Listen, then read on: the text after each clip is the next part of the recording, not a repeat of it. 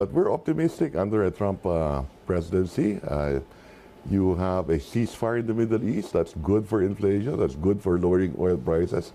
We were attentive watching President Trump in his inauguration speech, drill baby drill. I suppose that will reduce oil prices as well.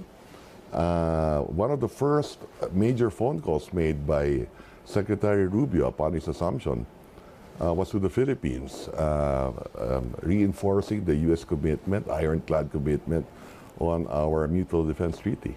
So that should be good for the Philippines. Let me ask you about this then. We see ongoing geopolitical tensions in the South China Sea. This is critical to your focus overseeing the economy. So what is the Philippines doing to position itself economically to navigate those disruptions in regional trade and investment flows, particularly if we saw relations between the United States and China deteriorating under Trump? Correct. So Western companies invested in China, for example. That will be an opportunity for the Philippines, for them to relocate to the Philippines, to a friendly partner of the United States, or Western allies, that we can do more trade with them as well, with the United States and our Western allies. So that should be good for the Philippines.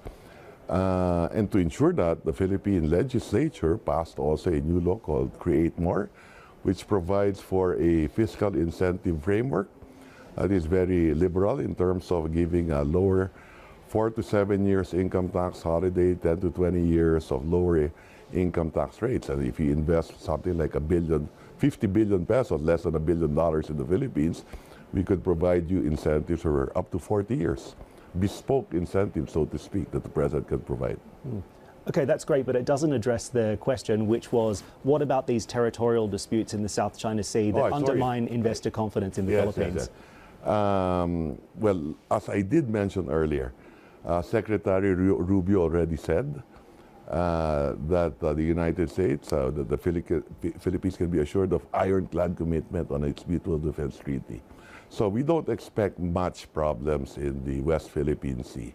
Or I don't think that I don't think no one wants to go to war, right? I don't think that the Chinese, the Americans, or the Philippines want to go to war.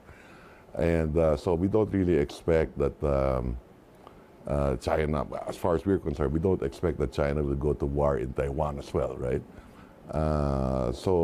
And with those statements, a strong statement coming from the United States, I think that should be good for the region.